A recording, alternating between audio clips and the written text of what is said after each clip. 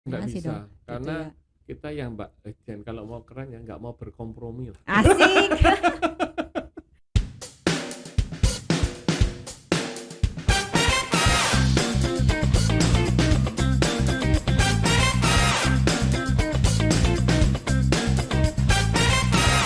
Halo, kembali lagi di podcast Manisnya Agri. Sweet, sweet, sweet. Apa kabar semuanya, si manis-manis yang ada di seluruh Indonesia? Semoga dalam keadaan sehat, semua kegiatannya boleh berjalan dengan lancar. Kembali lagi dengan podcast Manisnya Agri hari ini. Seperti biasa, sebelum kita menunjukkan bintang tamu kita hari ini, saya mau buka dulu dengan pantun. Makan sayur pakai ikan mas, semakin enak kalau pakai sambelnya. Sobat Agri, siapa yang gak kenal Marimas? Hari ini kita kedatangan pemiliknya. Makan soto di Kota Duri. Pak Haryanto, boleh dong perkenalkan dirinya? Cakep. Silakan Pak Haryanto, selamat pagi Pak Ya, Haryanto. pagi, Terima Bu kasih sudah Gloria. hadir di podcast Manisnya Ya. Agri. Seperti biasa, sebelum nanti kita ngobrol lebih dalam tentang apapun yang mau kita bahas hari ini, silakan Pak Haryanto memperkenalkan dirinya terlebih dahulu. Oke, saya lihat ke sana atau lihat Bu Gloria? Boleh lihat saya? Ya, saya Haryanto Halim, saya dari Semarang. Saya direktur dari PT Marimas Putra Kencana, produsen minuman serbuk, dan sekarang juga merambah ke makanan, ke minuman herbal, ke kopi, dan juga minuman susu juga. Dan kita sudah berusaha sejak tahun 95, dimulai dari industri rumah tangga, sekarang berkembang menjadi industri yang cukup mapan di Semarang dan di Indonesia, karena produk kita juga sudah tersebar ke seluruh Indonesia.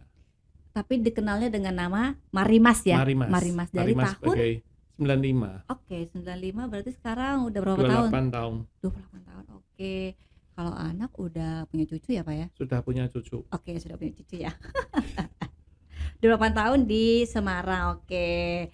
Nah, mungkin tadi kan Bapak sempat bercerita tentang awalnya dari industri rumah tangga. Iya. Di tahun 95 ya. Iya. Sampai sekarang sudah menjadi bukan rumah tangga, bukan besar lagi, besar banget ya Pak ya. Ya. Dari kacamata siapa? Dari kacamata saya sih. Boleh diceritakan perjalanan Marimas sejak tahun 95, kalau kita mau flashback sekilas tahun lalu ya kalau nggak salah ya Pak Har ya. Tahun lalu tuh Agri berkunjung ke Semarang. Iya. Salah satunya berkunjung ke industri Mamin pengguna GKR yang ada di Semarang, yaitu tempatnya Pak Har di PT Marimas. Di situ kita lihat bukan cuman gede tapi gede banget, karyawannya juga banyak banget. Dan manis-manis karyawannya. Oke, itu karena sering kena debu gula. ternyata gula juga berdebu ya Pak ya. Iya, karena kan beberapa harus ada yang digiling. Iya, oke. Kita mungkin pengen tahu nih gimana sejarahnya PT Marimas ini beranjak mulai dari industri rumah tangga sampai seperti sekarang gitu. Iya. Silakan Pak. Jadi saya tuh sebenarnya juga kalau saya tarik ke belakang, saya sekolah kuliah di Amerika selama 5 tahun dari 85 sampai 90. Saya dapat gelar sampai Master of Food Science sebenarnya. Oke, Teknologi food pangan. science ya, agak matching ya. Matching. Matching dengan baju saya juga. Iya. Bisa. Jadi saya kuliah di UC Davis di Amerika, di California, dekat San Francisco, kurang lebih 1 jam dari San Francisco, setengah jam dari Sacramento. Jadi saya sering kalau weekend jajannya di Chinatown di San Francisco bareng anak-anak Indonesia. Dan ya kalau boleh sharing dikit, Bu Mari Pangestu tuh teman satu kampus. Oke. Meskipun Bu Mari Pangestu itu PhD, saya bachelor, jadi ya selisih usia mungkin hampir 10 tahun. Tapi artinya kalau sesama mahasiswa Indonesia, ya kalau weekend kita punya agama yang sama. Oke. Agama yang sama itu badminton dan nyate. Oke, baik. Itu wajib itu. Ada agama baru ternyata ya, saya baru tahu. Baru, karena itu kerinduan kita, mengobati kerinduan untuk Indonesia. Jadi nyate potluck bareng, biasanya nyate, terus masih badminton gitu aja. Jadi kita cukup akrab dengan ayah Bu Mari Pangestu, dan beberapa ada yang jadi apa juga mungkin pejabat atau apa, saya nggak ingat semuanya. Tapi tahun 90 saya pulang ke Indonesia dan bingung Mau ngapain? Bawa gelar Master of Science itu malah bingung sebenarnya. Oke, keberatan apa gimana nih Pak? Keberatan. Jadi itu selalu juga saya katakan hati-hati kalau punya gelar yang tinggi, nanti kadang itu seperti dasi yang narik ke bawah. Kita keberatan, Oke. gengsi kita terlalu Iya, tinggi untuk iya. memulai dari bawah. Oke. Lah, saya bingung sendiri karena bikin produk pangan apa, karena dari pasar modern trade sampai general trade itu makanan ribuan, puluhan ribu, Iya. mungkin ratusan ribu. Iya. Apa yang belum ada itu kan Iya, susah. iya. Tapi dengan setelah melihat beberapa tahun, artinya sambil bantu bisnis orang tua waktu itu dari 90, terus 95 saya ketemu ide ya bikin Marimas itu, minuman Oke. serbuk itu. Dan kalau dimulainya benar-benar dari rumah tangga, di Oke. rumahnya papa saya, dan kemudian orangnya paling 20-an, dan saya itu merangkap semua, saya CEO saat itu, Chief Everything Officer. Jadi mulai dari nyampur, bayarin orang ke bank, promosi ke pasar pakai toa, saya rangkap semua. Oke. Jadi Tapi dari awal juga udah banyak juga loh karyawannya 20. 20 ya kecil ya sebenarnya ya kalau 20. Kalau untuk Banyak sih, pabrik Pak. loh. Oke, tapi Kalau di kantor rumah sini ya. 8. Jangan bawa-bawa kita dong, Pak. Enggak, kalau pabrik sebenarnya masih kecil sih untuk Oke. skala semacam itu. Dan harga gula saat itu 1.200. Tahun 95. Iya. Oke. Terus yang mengejutkan Krismon tahun 98. Iya, Duh. nggak lama ya itu. Langsung 4.000. Wah, itu pusing kita. Oh iya benar. Dan 3 tiap kali lipat. datangkan truk beberapa diikuti oleh pihak yang berwajib dianggap kita nimbun saat Krismon. Oh, pada saat Krismon Iya. ya. Oke. Sampai saya ngomong sama yang berwajibnya bilang, Bapak, saya tuh produksinya Marimas, bahan baku 90% gula. Iya. Truk masuk gula, keluar pasti keluarnya jadi Marimas. Bukan jadi Bapak boleh kecuriga kalau masuk gula keluar gula. Iya. Iya kan? Iya, Mau benar. masuk gula keluar Marimas. Lah kalau saya nggak pakai gula apa suruh ganti tepung pati? Nggak bisa. Nggak bisa. Tapi tetap survive dong. Survive, Walaupun untungnya, waktu itu kan untungnya lumayan survive ya. Tapi banyak kita yang sempat nggak berusaha berhasil. menaikkan harga, ternyata juga nggak bisa waktu itu. Oh. Terus kita harus kembali lagi. Artinya dinamikanya cukup banyak lah. Harga gula sekarang sudah 15.000 ya. Dari 1.200 loh dulu tahun 95. Iya. Dinamikanya ya Iya. semacam itu. Gitu. 10 kali lipat Heeh. dalam kurun waktu ya hampir 30 tahun Iya, ya. kurang Iya, lebih iya. 30 Ya, karena tahun, memang ya Tapi terusnya tiap pastinya. periode ada tantangan tersendiri. beda-beda lah ya. Beda-beda. Oke, tadi kan Bapak cerita dari tahun 95 sampai sekarang. Awalnya cuman produk minuman serbuk Serbuk, Marimas aja, terus sekarang udah mulai diversifikasi menjadi banyak produk ya.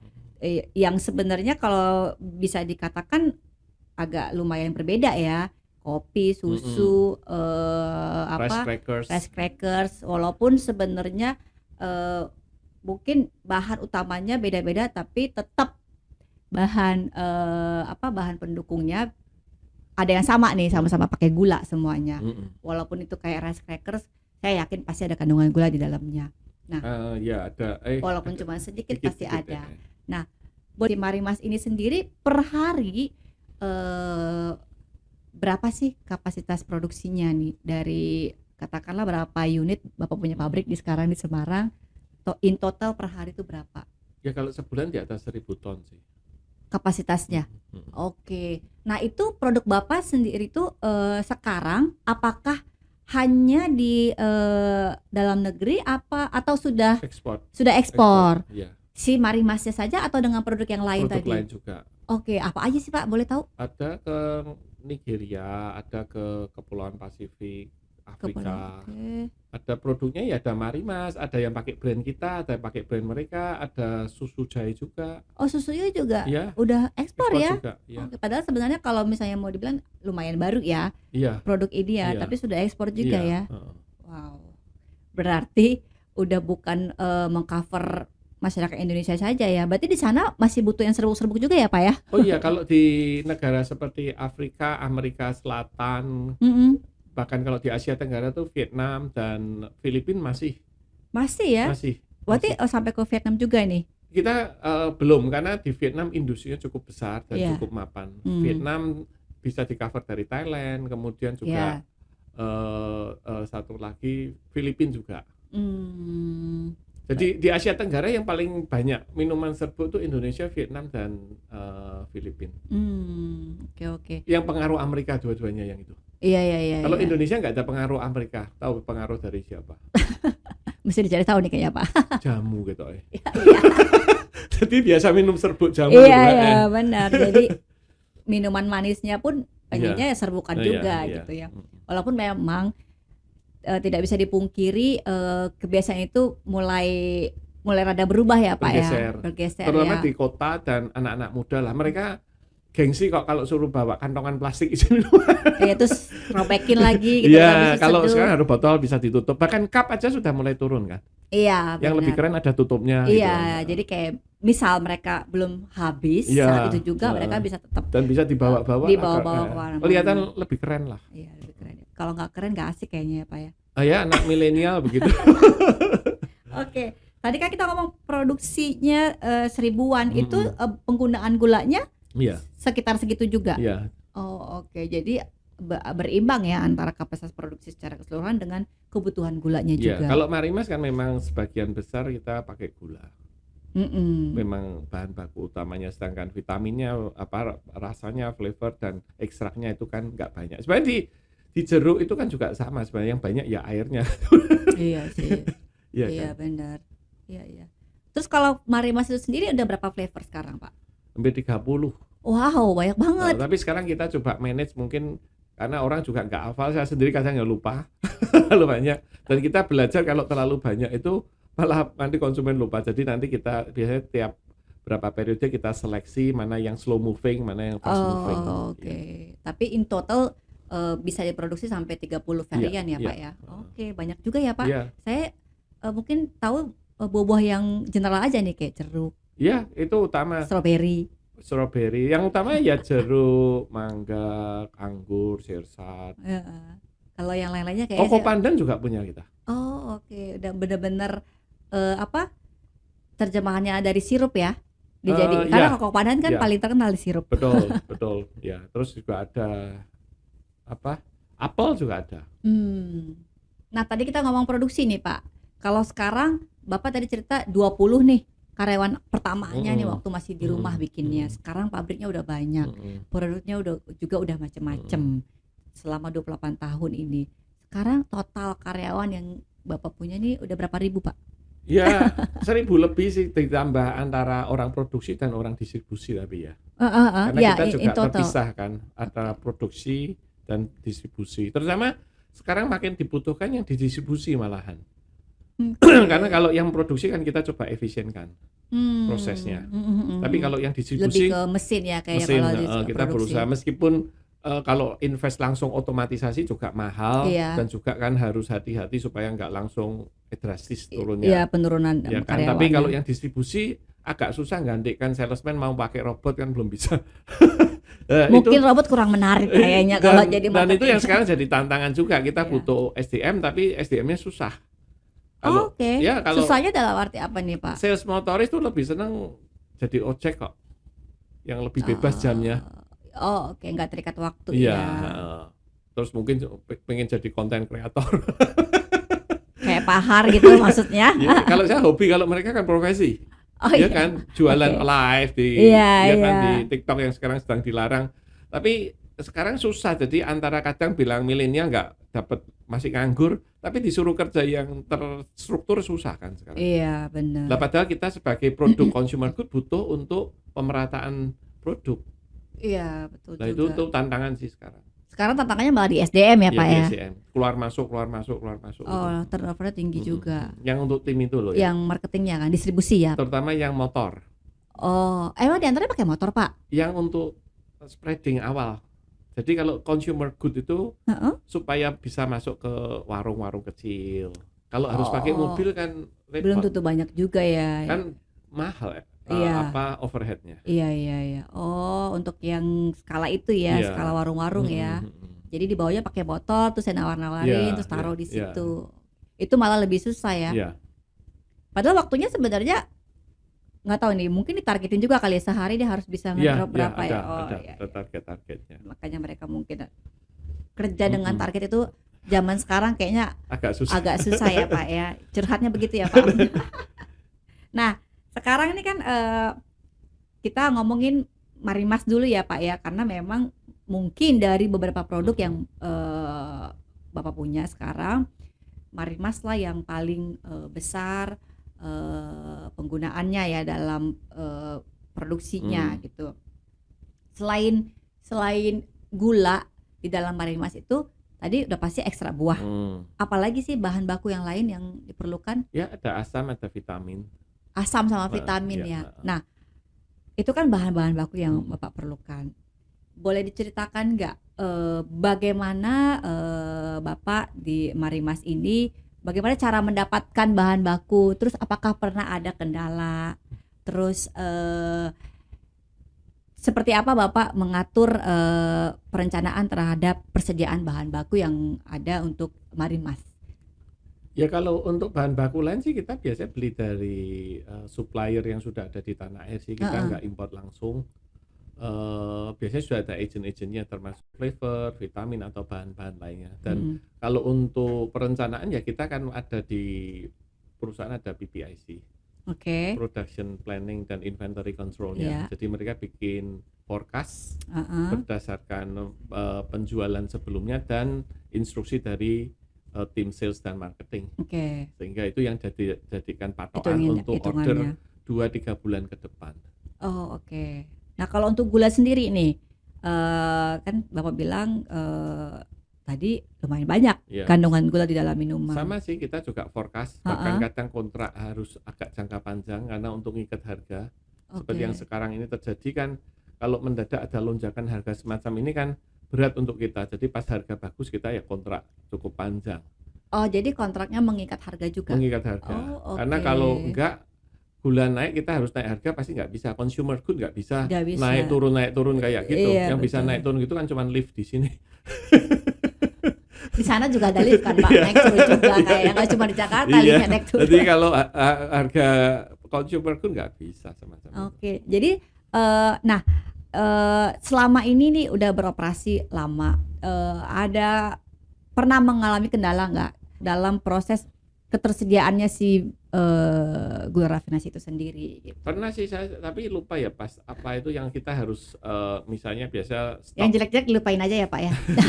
stok 3 hari terus harus nambah sampai jadi seminggu atau 10 hari misalnya, atau kalau menghadapi liburan panjang misalnya kan nanti operasionalnya dari pabrik gula pengiriman kan misalnya lebaran terutama setelah mau masuk kan masih ada jeda waktu, artinya kita harus punya stok cukup, sana belum bisa kirim kita harus bisa produksi kan. Ya hal-hal begitu, kalau itu sih rutin sih. Tapi tidak pernah kejadian sampai nggak berproduksi kan Pak? Enggak sih. Berarti sebenarnya dalam berjalannya waktu timnya, katakanlah nih tim PPIC-nya tadi karena ya. kita nggak single supplier kan. Walaupun long kontrak tapi beberapa ya. Jadi bisa atur dari sini berapa seperti itu. Jadi paling tidak itu triknya untuk mengatasi menghindari untuk tidak adanya ketersediaan bahan baku tadi ya, ketersediaan si gula rafinasinya.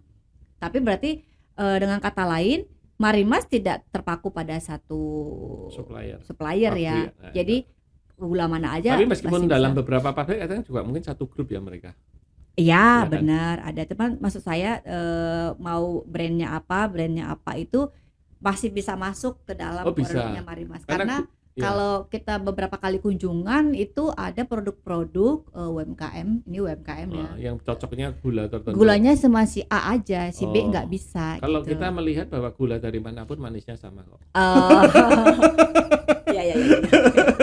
Sebenarnya mungkin nggak cuma dirasa ya, di penampakannya juga. Tapi kalau rafinasi sih cukup standar kan. Harusnya cukup stabil ya. Tikungannya kan sama sebenarnya. Terus kemudian bricks-nya juga sama ya kan. Itu hanya aja sugesti aja sih. Kayaknya seperti itu ya. Kecuali kalau gula non rafinasi karena masih ada kontaminan, tikumsanya beda, ya kan mungkin ada bricks-nya sehingga agak turun warna dan ada bau-baunya lain kan. Iya, betul.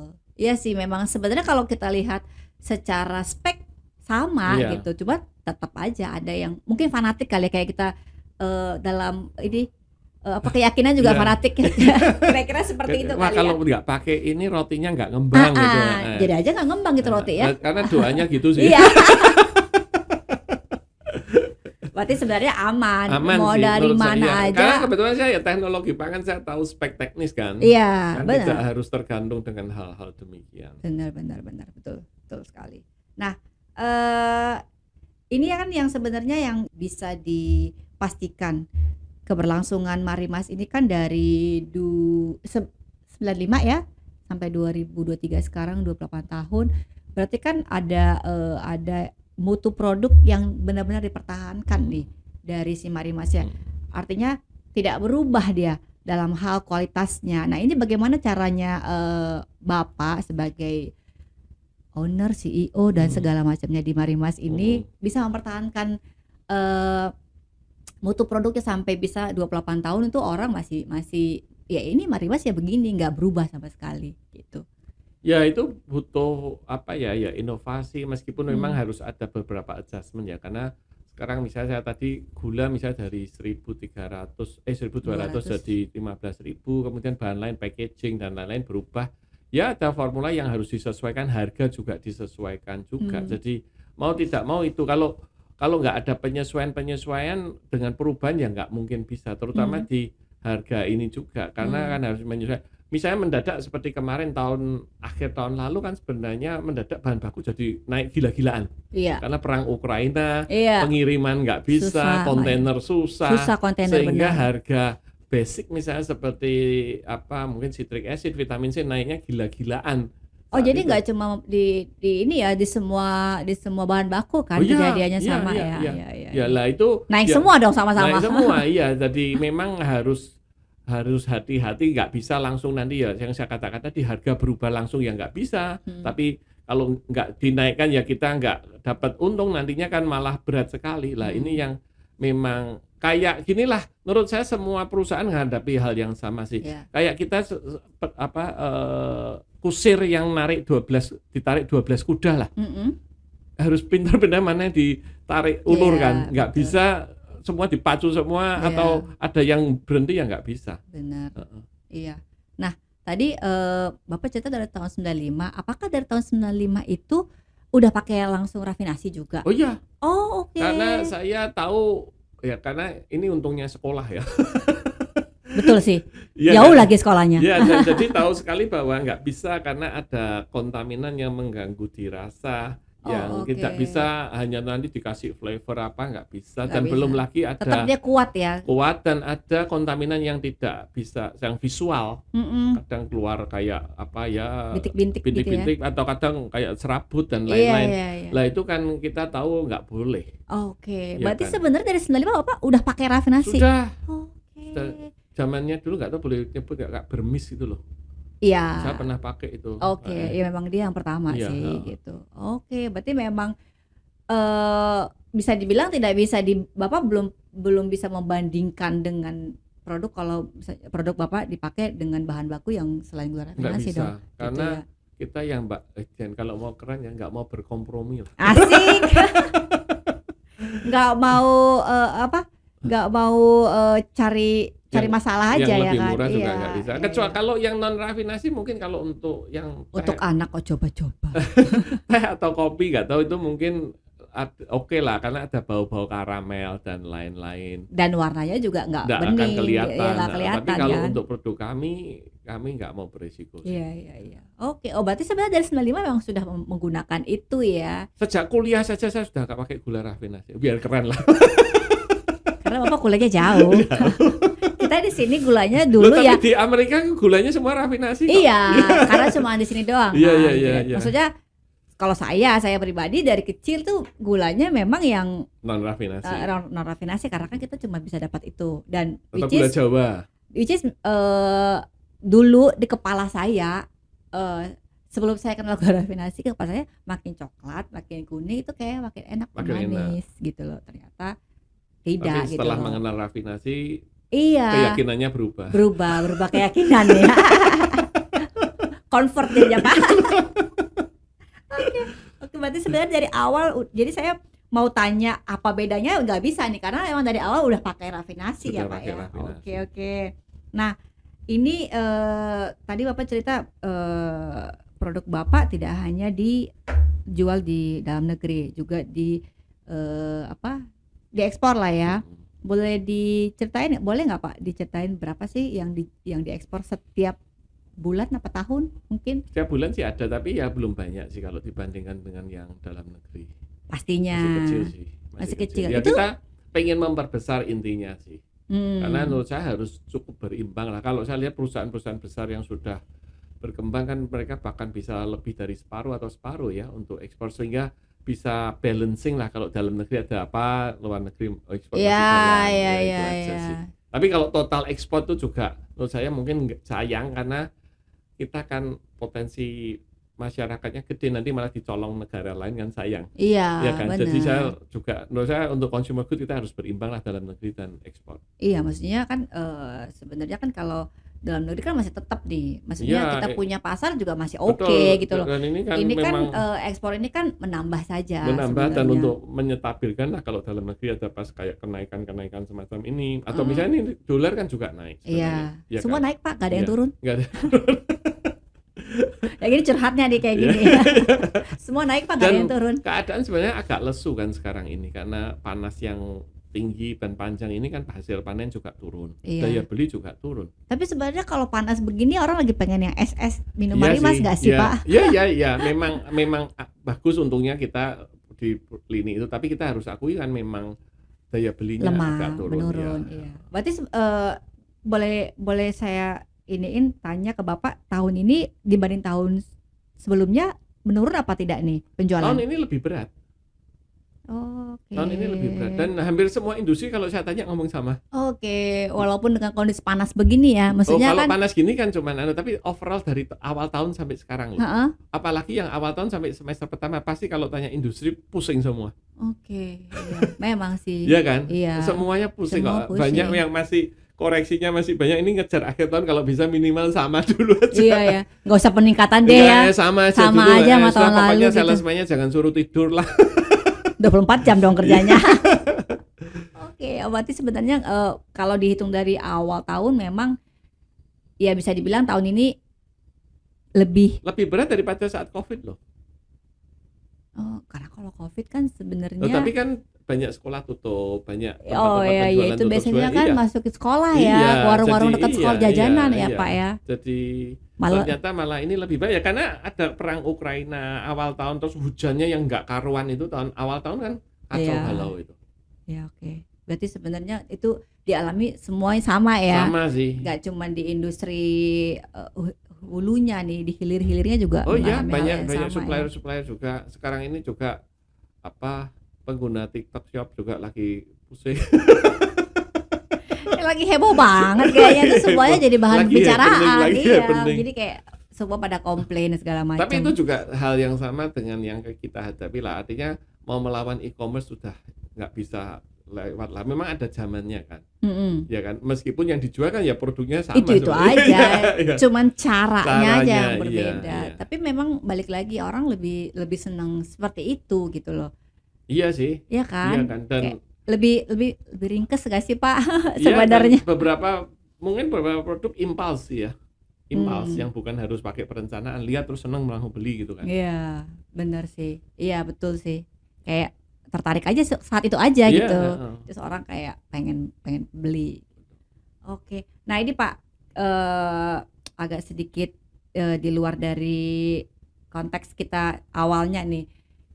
Mungkin Pak Har juga udah dengar tentang adanya wacana pengenaan cukai minuman manis dalam kemasan. Nah, itu boleh sedikit disampaikan tanggapan dari Pak Har seperti apa, karena kan Marimas kan minuman manis dalam kemasan Iya. juga nih. Kena Iya. nggak nih nanti? Kelihatannya juga kena, karena kan minuman dalam kemasan dan konsentrat ya, termasuk kopi juga. Mm-mm. Ya kalau kita belajar ginilah, memang motifnya pemerintah sih mungkin bagus, artinya untuk faktor kesehatan, GGL, Iya, gula, garam, lemak, iya, dan untuk mendapatkan peningkatan income dari cukai gulanya. Iya. Tapi memang juga harus hati-hati karena apa yang terjadi misalnya seperti di Filipina itu langsung berdampak terhadap industri cukup besar. iya. Kemudian mungkin di negara lain juga, artinya antisipasinya seperti apa, dan harus dilihat juga sosialnya, psikologisnya orang Indonesia juga. Mungkin saya nggak tahu negara lain seperti Malaysia yang juga sudah menjalankan, mungkin sukanya gula atau sumber kalorinya mungkin tidak sepenuhnya dari gula, Dari yang dari yang lain lah. lain. Kalau Indonesia dari gula ya. Artinya hal-hal gini harus dengan sangat bijaksana sekali lah. Artinya kalaupun mau diterapkan mungkin bertahap, jangan ekstrim. Wah, harus bisa di bawah sekian persen yang sangat Iya. rendah sekali, misalnya semacam itu. Sedangkan itu pun kalau diterapkan saya nggak tahu ya dampaknya kepada kesehatan seperti apa, sebab kalau yang di Amerika aja yang sudah sejak lama menggelorakan no kalori dan lain-lain aja, sekarang ya masih obesitas masih tinggi. Jadi memang kesadaran itu nggak gampang. Saya cuma mau ngomong aja karena Takes time juga. rasa manis itu dari segi keilmuan saya juga tahu dari sensori. Bayi itu kalau misalnya dites ya, ditetesin air asam, air asin, air pahit dan manis, dia hanya senyum kalau dikasih manis. Betul sekali. Iya kan, jadi artinya memang itu basic taste yang memang Digemari. menenangkan dan menenangkan secara Iya. olah di otaknya juga beda. Iya. Ya artinya memang saya setuju bahwa memang kalau terlalu manis kurang baik lah, termasuk cewek kan juga kan. Oke. Artinya apapun yang berlebihan memang tidak baik menurut Yes, saya. Lah itu ini saya yang memang setuju. harus dikontrol, diedukasi, tapi edukasi kan tidak harus kemudian sangat menggoncangkan industri sebenarnya. Bertahap lah Ya ya. harusnya ambil titik tengahnya lewat bertahap itu menurut saya. Kalau ekstrim langsung menurut saya kurang pas lah. Tapi sebenarnya yang paling penting tadi kalau saya boleh summary-in yang tadi Pak Har bilang, harus dikaji dulu plus minusnya. Jangan cuma dari sisi kan sebenarnya targetnya kan adalah untuk mengurangi obesitas dan segala macam kan. Terus untuk tujuannya adalah untuk mendapatkan pendapatan. Tapi pendapatan kalau dibanding cukai lain mungkin ya nggak besar sekali. Saya nggak tahu sih perhitungannya seperti apa. Perhitungan juga kan mungkin kita perlu juga kan disosialisasikan gitu. Tapi yang paling pentingnya adalah harus ada kajian dulu nih, kira-kira nanti ada hitungan-hitungannya juga ketika ini diterapkan, selain dampak sosial tapi ada juga hitungannya ketika nanti pembelian akan menurun terhadap ini kan gitu. Misalnya ke industri seperti apa, kan ada juga hitungan pajaknya akan menurun juga. Gitu kan ada hitungan pajak masuknya. Mungkin ada pajak gula, tapi terus kemudian hasil penjualan perusahaan seperti kami itu ya pajaknya di store berkurang. Jadi berkurang kan. Sementara ini kan dia menerapkan cukainya, tapi pajaknya juga berkurang. Hitung-hitungannya masih masuk apa enggak? Paling tidak masuk.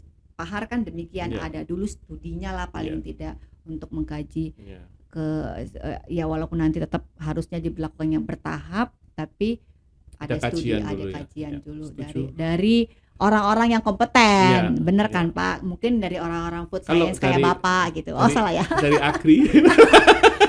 Kurang kompeten juga sih kayak Pak. Kita nggak ngerti tentang food science juga. Kayak sebenarnya kandungan yang tepat dan baik untuk dalam satu botol minuman 200 ml itu berapa? Itu kan juga harus kadang kan memang kadang orang bisa dibatasi yang itu, tapi dikonsumsi yang lainnya kan kadang mereka nggak terkontrol juga, bisa juga sih. Kayak di cake kan juga kan manis semua, mulai dari gulanya, dari coklatnya. Coklatnya pun udah diproduksi jadi coklat, pasti ada gula lagi, nambah lagi gulanya. Jadi sebenarnya sama-sama aja Pak. Intinya nggak boleh berlebihan. Termasuk tadi apa Pak yang boleh berlebihan? ini juga aja. Ternyata kan dari kalaupun orang takut wah nanti diabetes mellitus, tapi ternyata yang paling gampang kena diabetes DM itu kencing manis itu cewek bukan cowok. Oh iya? Iya. Karena mereka paling sering diberi janji manis. Oke, baik. Saya udah serius banget loh ini Pak. Serius sedikit khawatir. Ternyata Kata jokes, Ya, ini oke. juga. Hati-hati dong kalau gitu ya kita ya. Selain kita nggak boleh terlalu manis, kita juga nggak boleh sering-sering terima janji manis ya Pak. Iya. Cowoknya aja yang dikasih tahu. Siapa? Oke, mungkin sebelum kita menutup diskusi kita hari ini, mungkin saya boleh meminta Pak Har apa harapannya? Boleh harapannya tentang ketersediaan gula atau harapannya secara secara umum tentang ke pemerintah boleh, ke industri rafinasi juga boleh, apapun lah itu. Silakan disampaikan di sini. Siapa tahu ada yang bisa dengar kita, Pak. Ya, menurut saya Mudah-mudahan didengar sih. yang terakhir mungkin yang digarisbawahi juga, dan selama ini sih kalau untuk suplai gula rafinasi dari beberapa pabrikan sih masih cukup lancar dan terjaga sih. Dan kalau ada gejolak harga itu kan karena juga harga dunia juga yang harus mengikuti. Tapi ya yang garis bawah itu kalau memang ada kebijakan dari pemerintah nanti soal cukai gula, menurut saya Agri juga harus ikut memberikan data-data juga sih. Bukan saja soal kesehatannya tapi dampaknya terhadap ekonomi seperti apa. Menurut saya Agri juga punya kompetensi untuk memberikan masukan semacam itu kepada pemerintah juga. Dan itu menurut saya positif lah, artinya Agri sebagai asosiasi pabrikan yang meskipun bisa saja wah itu kamu kan punya kepentingan sendiri, tapi menurut saya ada yang hal lebih besar yang juga harus dipikirkan juga oleh pembuat kebijakan ini. Intinya regulasi apapun yang akan dikeluarkan sejogjanya, sesolonya juga, sesolonya, secerebonnya juga, oke. Didiskusikan, disosialisasikan oleh banyak pihak yang memang terkait, yang memang secara knowledge, secara capability juga mampu memberikan masukan yang terbaik, karena apapun itu akan memberikan impact bagi banyak orang gitu, tidak hanya untuk masyarakat tapi juga para pelaku usaha yang ada di atasnya. Kira-kira seperti itu ya Pak ya. Oke. Baik, terima kasih banyak Pak Har. Diskusi kita hari ini cukup padat dan singkat, dan ditemani beberapa guyonan-guyonan khasnya Pak Har.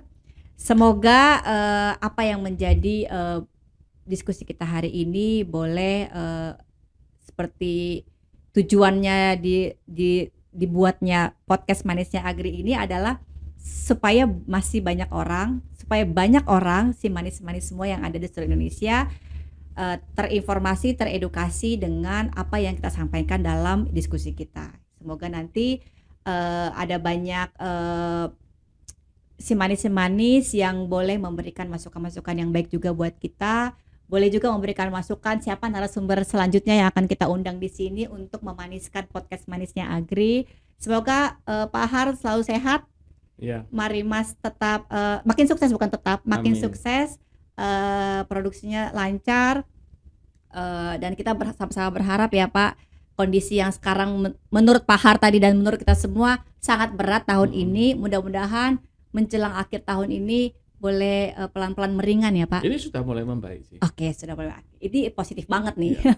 Jadi supaya perekonomian di Indonesia juga bahkan di seluruh dunia makin membaik ke depannya. Kira-kira seperti itu. Tadi kita sudah buka dengan pantun. Izinkan saya menutupnya dengan pantun nanti lagi. Saya juga mau nutup dengan pantun. Oke. Nah, karena ini mau tutup dengan pantun, nanti minta tolong cakepnya ya Pak. Iya. Kegondang dia, jangan lupa jalan-jalannya. Cakep. Ke Cikini agar rehat sejenak.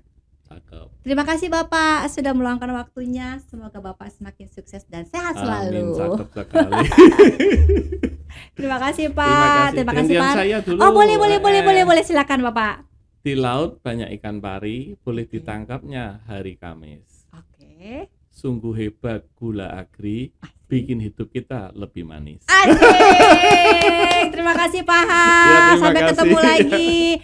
Terima kasih semuanya, si manis yang ada di seluruh Indonesia. Sampai ketemu lagi di podcast Manisnya Agri.